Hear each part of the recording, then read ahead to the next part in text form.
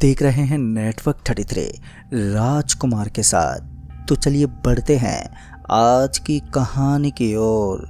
दोस्तों, भूत होते हैं या नहीं, ये बात ज़्यादातर लोगों के दिमाग में रहती है, लेकिन जिस इंसान ने इन चीज़ों का सामना किया होता है सिर्फ वही इंसान जानता है कि इस दुनिया में हर चीज़ें मौजूद हैं। अगर भगवान है तो शैतान भी है। आज मैं आप लोगों की ये सोच बदल दूंगा कि भूत नहीं होते। मैं भी आप लोगों की तरह पहले यही सोचता था, लेकिन जब मेरे साथ एक हादसा हुआ तो उसके बाद मेरी सोच और मेरे देखने का नज़रिया दोनों ही बदल गया है। दरअसल जब मैं अपने दोस्त को देखने के लिए हॉस्पिटल गया तो मुझे उस रात उसके घर पर ही रुकना पड़ा, लेकिन उस घर पर रुककर मैंने सबसे बड़ी गलती की थी। उसके घर पर उसका छोटा भाई था और उसने मुझे रात में छत पर सोने के लिए बोला, क्योंकि जब मैं छत पर बैठा था तो उसने कहा कि भैया आपको सामने वो पेड़ दिख रहा है। और उसके बाद उसने मुझे जो कहा उसे सुनकर तो मेरी हालत ही खराब हो गई। दरअसल उसने कहा कि उस पेड़ पर बैठी चुड़ैल आपको दिखाई दे रही है क्या? जिस पर मैंने उससे कहा तू पागल हो गया है, कैसी बहकी बहकी बातें कर रहा है, वहाँ पर तो कोई नहीं है और भूत वो जैसा कुछ नहीं होता। लेकिन जब उसने मुझे छाती पर हाथ रखकर सोने को बोला तो उसके बाद मैंने उस चुड़ैल को अपने पास पाया। तब जाकर मुझे विश्वास हुआ कि भूत सच में ही होते हैं। लेकिन बात वहीं नहीं रुकी। उसके बाद उस चुड़ैल ने मेरा पीछा नहीं छोड़ा। तो दोस्तों, आखिर वो चुड़ैल मेरे पास कैसे पहुंची और उसने मेरे साथ क्या क्या किया, ये तमाम सब बातें सुनकर आप भी मेरी बातों पर विश्वास नहीं करोगे। ये बात उन दिनों की है जब मैं कॉलेज में था। मैं उस समय बीए कर रहा था। मेरे साथ मेरा दोस्त विष्णु भी मेरे साथ बीए कर रहा था, लेकिन वो मेरे गांव से काफ़ी दूर रहता था। हम रोज़ कॉलेज आया जाया करते थे। उस वक्त हमारी पढ़ाई भी अच्छी चल रही थी। लेकिन एक दिन जब मैं कॉलेज आया तो उस दिन विष्णु ने आया। विष्णु को कॉलेज में ना देखकर मुझे अजीब लगा कि आज ये कॉलेज क्यों नहीं आया है। मैंने उसी वक्त उसे कॉल किया तो उसके बाद उसके पापा ने फ़ोन उठाया और उसके बाद उन्होंने मुझे जो बताया उसे सुनकर तो मैं हैरान ही हो गया।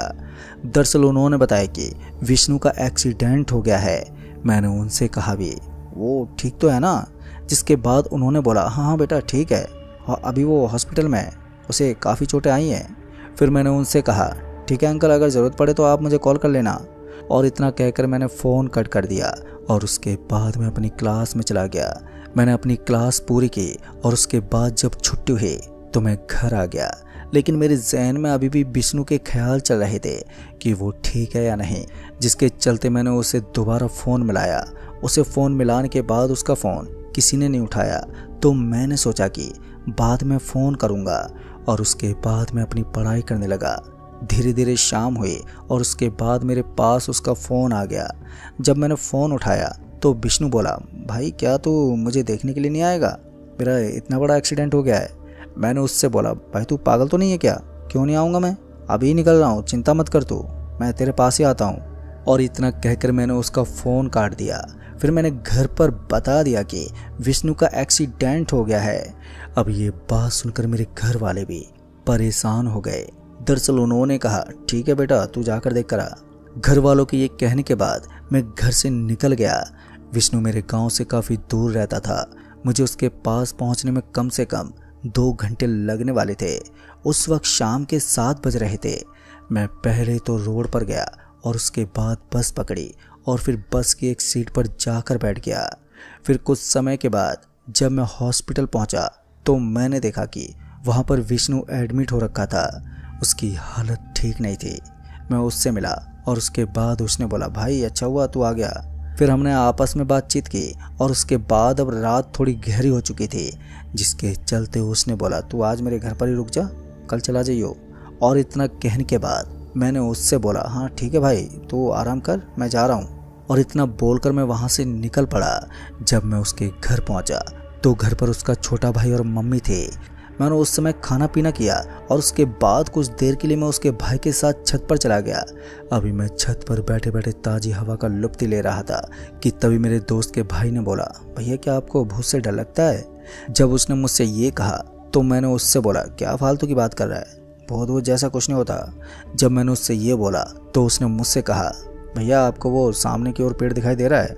जिस पर मैंने उससे कहा हाँ दिखाई दे रहा है, तो क्या हुआ? फिर उसने मुझसे कहा वहाँ पर बैठी चुड़ैल तुम्हें दिखाई दे रही है? जब उसने मुझे ये बोला तो मैं उस वक्त अंधेरे में थोड़ा सहम गया था, लेकिन इसके बावजूद भी मैंने उससे कहा, तू क्या मुझे डरा रहा है? जब मैंने उससे ये बोला तो उसने मुझसे कहा, भैया मैं आपको डरा नहीं रहा, वो वहाँ पर सच में चुड़ैल बैठी हुई है। उस वक्त जब वो मुझे ये बोल रहा था तो मुझे थोड़ा थोड़ा डर लगने लगा था, क्योंकि वहाँ पर पूरी तरह से अंधेरा फैला हुआ था, सारे गांव वाले सो चुके थे। तभी उसने मुझसे ये कहा कि अगर आपको भूत से डर नहीं लगता तो आज आप छत पर सोकर दिखाओ, वो चुड़ैल आपके पास ज़रूर आएगी। जब उसने मुझसे ये बोला तो मैंने भी जोश में आकर उससे हाँ बोल दिया और मैं छत पर ही सो गया। फिर उसके बाद उसने बोला, ठीक है मैं भी आपके साथ छत पर ही सोऊंगा। और उसके बाद मैंने 2 खटिया बिछा ली। मेरी जो खटिया थी वो ठीक उस पेड़ के सामने थी, मतलब कि जिस पर मैं लेटा हुआ था उसी तरफ वो पेड़ भी था। जब मैं लेट गया तो उसके बाद उसने बोला, भैया आपको हाथ छाती पर रख के सोना होगा, तभी वो चुड़ैल आपके पास आएगी। जब उसने मुझसे ये कहा तो मैंने उससे हाँ बोल दिया कि मैं छाती पर ही हाथ रख कर सोऊंगा और तुझे दिखा दूंगा कि भूत वूत कुछ नहीं होते। फिर कुछ देर के बाद ही मैं और वो सो गए, लेकिन जब आधी रात को मेरी आँख खुली तो मैंने जो देखा उसे देखकर तो मानो मैं खौफज़दा हो गया था। मेरे ऊपर सफ़ेद चादर थी और मेरा पूरा शरीर जमा हुआ था। मैं अपने शरीर को हिला तक नहीं पा रहा था। मैं अपनी पूरी कोशिश कर रहा था लेकिन मैं नहीं हिल पा रहा था।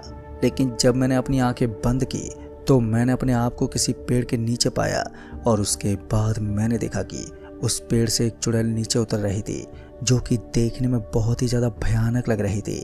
मेरी सांसें ऊपर नीचे हो रही थी और मैं बहुत ही ज़्यादा डर चुका था। मैं जब आंखें खोल रहा था तो मैं अपने ऊपर सफ़ेद चादर देख रहा था और जब आंखें बंद करता तो मैं अपने आप को उसी पेड़ के पास पाता। धीरे धीरे वो चुड़ैल पेड़ से नीचे उतरने लगी थी, जिससे मैं अब बहुत ही ज़्यादा डर से सहम गया था। मुझे उस वक्त कुछ भी समझ में नहीं आ रहा था कि मैं अब करूं तो करूं क्या। अभी मैं यही सब सोच रहा था कि तभी उस चुड़ैल ने मेरे कानों में आकर बोला, तुझे डर नहीं लगता ना? बोल, आज तुझे मैं बताऊंगी कि डर क्या होता है। उस चुड़ैल की इतनी भयानक आवाज़ थी जिसे सुनकर मेरे शरीर का रोम रोम खड़ा हो चुका था। डर के मारे मेरी हालत ख़राब होती जा रही थी, जिसके चलते मैंने अब पूरी जान लगा दी और उसके बाद मैं खटिया से नीचे गिरा। जैसे मैं खटिया से नीचे गिरा तो मैंने देखा कि उस वक्त सब नॉर्मल था। उसी बीच मेरे दोस्त का भाई उठ गया और उसके बाद उसने बोला, क्या हुआ भैया, आप ठीक तो हो? जिस पर मैंने उससे कहा, हाँ हाँ मैं बिल्कुल ठीक हूँ, तू सो जा। और उसके बाद मैं उठकर खटिया पर दोबारा लेट गया। इस बार जब मैं लेटा तो मैंने फिर से छाती पे हाथ रख लिया और उसके बाद मैं सो गया। लेकिन दोस्तों, इस बार फिर जब मेरी आँख खुली तो मैंने फिर से उसी चुड़ैल को देखा और मैंने देखा कि मैं उसी पेड़ के नीचे था और इस बार वो चुड़ैल मेरे सामने खड़ी थी। वो मुझे देखकर एक डरावनी मुस्कान दे रही थी, जिससे मैं और भी ज़्यादा डर रहा था। उस वक्त मैं चुड़ैल को अपनी ज़िंदगी में पहली बार देख रहा था। उस समय मेरे अंदर क्या बीत रही थी वो सिर्फ मैं ही जानता था। मेरे साथ दोबारा से वही हुआ। जब मैं आँख खोलता तो मेरे ऊपर सफ़ेद चादर होती और जब आँखें बंद करता तो मैं वापस से उसी चुड़ैल के सामने होता। तभी उस चुड़ैल ने बोला कि अब यकीन हुआ कि चुड़ैल होती है या नहीं। उसने इतना ही कहा था कि तभी मैंने फिर से इस बार पूरी कोशिश की और मैं दोबारा से खटिया के नीचे गिर पड़ा। और उसके बाद दोस्त के भाई ने कहा कि चल भाई नीचे सोते हैं, यह मुझे कुछ ठीक नहीं लग रहा है। तभी उसने मुझसे बोला, भैया चुड़ैल आई थी ना? जिस पर मैंने उससे कहा, नहीं कोई चुड़ैल नहीं आई, तू चल नीचे। और उसके बाद हम नीचे आ गए। उस रात कैसे भी करके मैं सो गया और फिर अगली सुबह जब मैं उठा तो उसके बाद मैं वहाँ से सीधा निकला और विष्णु से मिलने के बाद मैं अपने घर आ गया। जब मैं अपने घर आया तो उसके बाद मेरी तबीयत थोड़ी बिगड़ सी गई। मुझे बहुत ही तेज़ बुखार आ गया था, लेकिन फिर धीरे धीरे मैं ठीक हुआ। जब मैं ठीक हुआ तो उसके बाद मैंने कॉलेज ज्वाइन किया और कॉलेज ज्वाइन करने के बाद अब मैं ठीक रहने लगा। लेकिन वो डर मेरे दिमाग में हमेशा रहता, जिसके चलते मैं रात के वक्त छत पर नहीं सोता, क्योंकि मेरे अंदर उस चुड़ैल का डर जो बना रहता था। कुछ दिन बीते और उसके बाद विष्णु ने भी कॉलेज ज्वाइन किया। हमारी ज़िंदगी वापस से नॉर्मल हुई।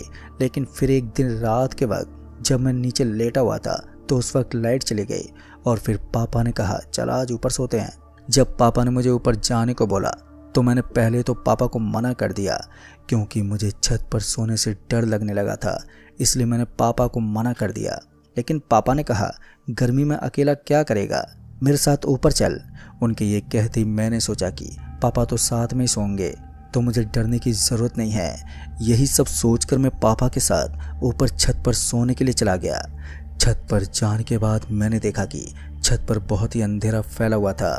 अंधेरे में मुझे अब डर लगने लगा था, जिसके चलते मैं पापा के साथ लेट गया। मतलब कि मैंने अपनी खटिया पापा के बगल में ही डाल दी थी। उस वक्त मुझे और पापा को नींद नहीं आ रही थी।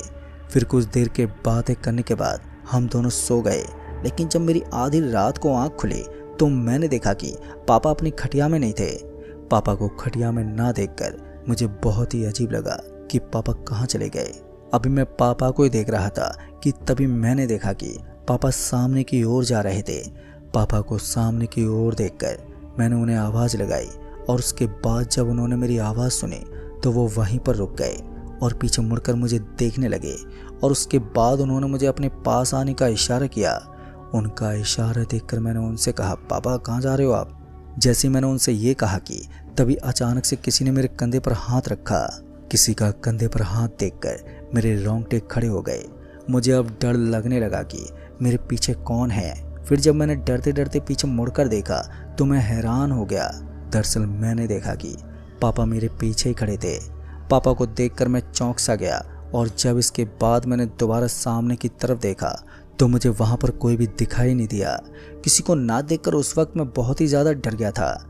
मैंने उसी वक्त पापा को सारी बात बताई और उसके बाद मैंने उनसे कहा, पापा अभी आप सामने थे? जब मैंने उनसे ये कहा तो उन्होंने मेरी बात का कोई भी जवाब ही नहीं दिया और उसके बाद उन्होंने बोला, चुपचाप सो जाओ, बुरा सपना देखा होगा तुमने। इतना कहकर पापा लेट गए। लेकिन अब मेरे होश उड़े हुए थे। मुझे डर लगने लगा था क्योंकि मैंने कोई सपना नहीं देखा था, बल्कि वो हकीकत थी। मैं उस वक्त सोने की कोशिश तो कर रहा था लेकिन मैं सो ही नहीं पा रहा था। लेकिन फिर जैसे तैसे मैं सो गया और उसके बाद जब मेरी आँख खुली तो मैंने देखा कि अपने आप को उसी पेड़ के पास खड़ा पाया और वही चुड़ैल पेड़ से उतर रही थी, जो कि दिखने में बहुत ही ज़्यादा डरावनी लग रही थी। मैं उस वक्त अपनी मौत को अपने सामने देख रहा था क्योंकि मुझे ये लगने लगा था कि ये चुड़ैल मुझे मारना चाहती है और ये मेरा पीछा नहीं छोड़ेगी। अभी वो चुड़ैल धीरे धीरे नीचे उतर रही थी कि तभी मैंने ज़ोर से चिल्लाया और इसके साथ ही जब मेरी आँख खुली तो मैंने देखा कि मेरे ऊपर वही सफ़ेद चादर पड़ा हुआ था। चादर को देखते मेरी डर की सीमा और भी बढ़ गई। अब मुझे समझ में नहीं आ रहा था कि मेरे साथ ये सब क्या हो रहा है। मैं अपने शरीर को हिलाने की पूरी कोशिश कर रहा था लेकिन मैं चाहकर भी अपने शरीर को हिला तक नहीं पा रहा था। मैंने पापा को भी आवाज़ लगाने की बहुत कोशिश की लेकिन मेरे गले से आवाज़ ही नहीं निकल पा रही थी। मेरी आँख जब भी बंद होती तो मैं अपने आप को उसी चुड़ैल के पास पाता और वो चुड़ैल मुझे बोलती कि मुझे डर नहीं लगता। जब उसने मुझसे ये कहा तो मैंने उससे कहा, मुझे छोड़ दो, जाने दो मुझे। और ये सब कहने के बाद मैंने अपने शरीर में पूरी जान लगाई और उसके बाद मैं खटिया से नीचे गिर गया। जब मैं खटिया से नीचे गिरा तो फ़ौरन ही मेरे पापा जाग गए और उसके बाद उन्होंने जब मुझे नीचे गिरा देखा तो वो भी घबरा गए और फिर उन्होंने मुझे फ़ौरन ही उठाया और मुझसे बोला, क्या हुआ तुझे? उस वक्त मैं इतना ज़्यादा डरा हुआ था कि मैं अपने पापा को कुछ बता तक नहीं पा रहा था। लेकिन जब मेरी सांस में सांस आई तो तब जाकर मैंने पापा को सारी बात बताई और उसके बाद पापा मेरी बात सुनकर हैरान हो गए। फिर उन्होंने कहा कि कल हम बाबा के पास चलते हैं, अब वही कुछ कर सकते हैं। और पापा की ये बोलते ही मैंने उनसे कहा, पापा नहीं तो मेरे साथ कुछ भी हो सकता है। और फिर अगली सुबह हम पापा के साथ उस बाबा के यहाँ चले गए और जब हम वहाँ पर गए तो उसके बाद उन बाबा को मैंने सारी बात बताई। जब मैंने उन बाबा को सारी बात बताई तो उन्होंने मुझसे कहा, बेटा वो तुम्हारा पीछा ऐसे नहीं छोड़ेगी, उसके लिए तुम्हें वहीं पर जाना होगा। तुमने उस चुड़ैल को ललकार के बहुत बड़ी गलती कर दी है। जब वो बाबा ये बोल रहे थे तो मेरे अंदर डर बढ़ते जा रहा था लेकिन मैं उन बाबा से गुजारिश कर रहा था कि मुझे कैसे भी करके उस चुड़ैल से बचा लो, नहीं तो वो मुझे मार देगी। जिस पर बाबा ने कहा, वो तुम्हें मारेगी नहीं, तुम्हें सिर्फ परेशान करती रहेगी, पर तुम चिंता मत करो, मैं सब ठीक कर दूंगा। और उसके बाद उन्होंने कहा कि हमें पहले उसी पेड़ के पास जाना होगा ताकि मैं कुछ कर सकूं। फिर उसके बाद हम लोग वहां से निकल पड़े। जब हम उस जगह पर पहुंचे तो मुझे वहां पर विष्णु मिला और जब विष्णु ने मुझसे पूछा क्या हुआ तो मैंने विष्णु को सारी बात बता दी, जिसे सुनकर वो भी हैरान हो गया।